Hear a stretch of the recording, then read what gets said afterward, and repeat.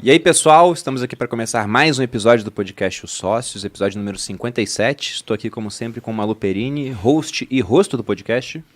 Olá, pessoal, sejam bem-vindos.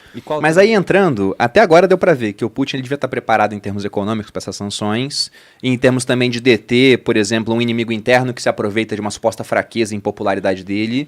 Só que pensando na parte militar, a Rússia é uma das maiores forças armadas do mundo, mas tem muito equipamento ali que é antigo, que é lá da época da Guerra Fria.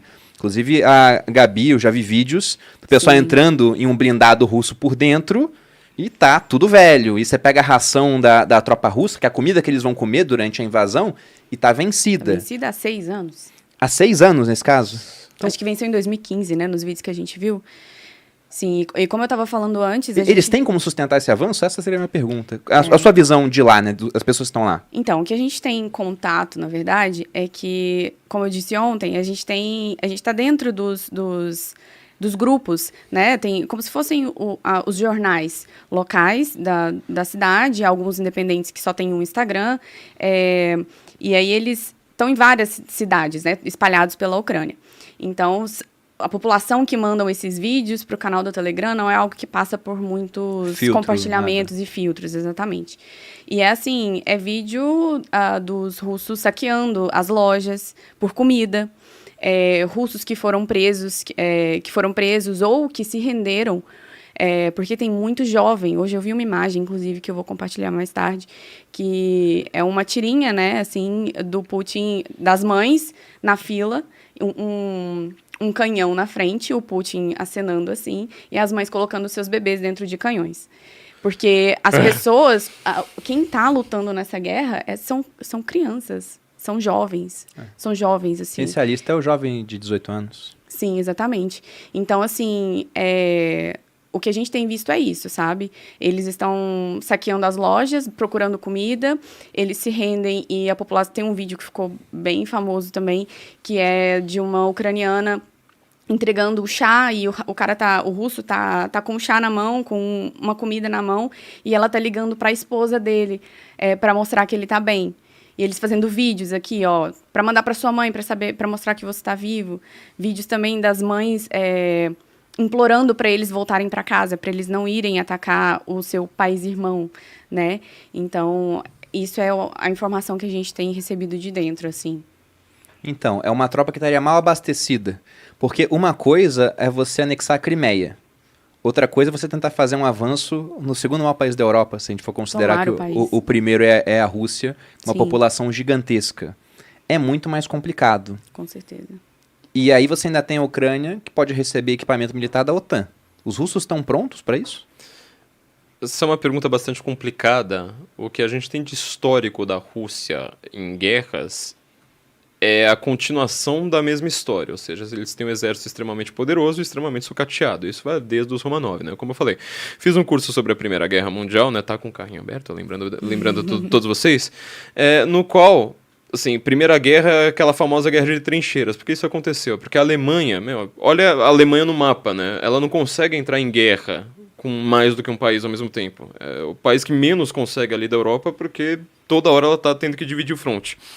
E eles tinham uma obsessão com essa história de fronte. Então eles criaram um negócio chamado Plano Schlieffen, né, que foi o Schlieffen original já estava morto, foi o sobrinho dele que levou pra frente.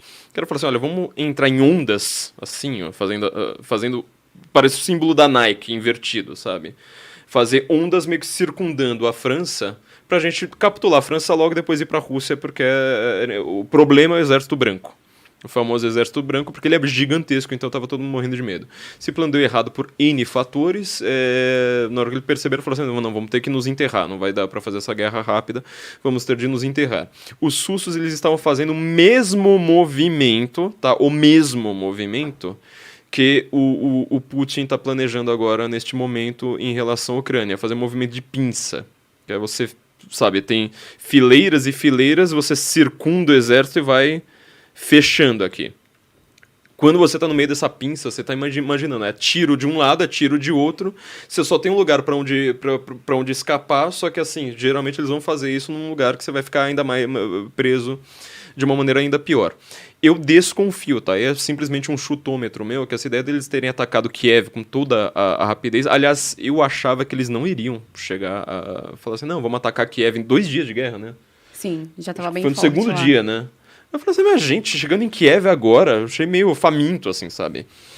Eu desconfio que o movimento de pinça é claro, só que eles vão... Eu acho que eles estão tentando capturar a capital, que é pra chegar no porto de Odessa. Odessa não tem nada a ver com Kiev. Kiev tá lá, Odessa tá lá na PQP, entendeu? Odessa tá lá no Mar Negro, lá embaixo, no leste da Ucrânia. Só que essa é a região que ele quer. Só que capitulando o governo, ou seja, matando um monte de civil aí no meio do caminho, na hora que você chegar no porto de Odessa, você vai falar, mas pelo que vocês estão lutando mesmo? Seu governo já caiu? Já acabou. Falou. Então, assim, na hora que você chega no pior lugar, faz uma coisa... Assim, você acabou com a moral das tropas.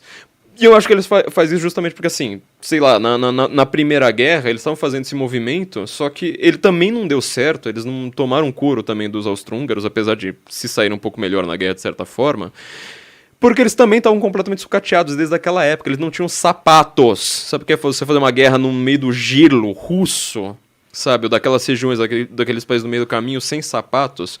Pra se ter uma ideia, acho que já no segundo ano de guerra, eles estavam mandando soldados de 2 em 2, porque aí um vai com um fuzil, o outro fica lá atrás. Isso aparece naquele filme da Segunda Guerra Mundial, O Círculo de Fogo, com o Jude Law, que conta a história do Vassili Zaitsev, que era um atirador russo de elite. Um recebia um fuzil, o outro munição. Fica atrás. Fica atrás, quando morreu da frente, quando morre da frente, você pega o fuzil e vai pra frente. Então isso é uma guerra dos russos, quer dizer, eles têm contingente militar? Tem. Eles têm força, inclusive, aérea? Tem, só que assim, você tá vendo, a Ucrânia tá dizendo que eles abateram caças. Que história é essa de você abater um caça? Tenta olhar pra um caça, você não consegue, imagina abater.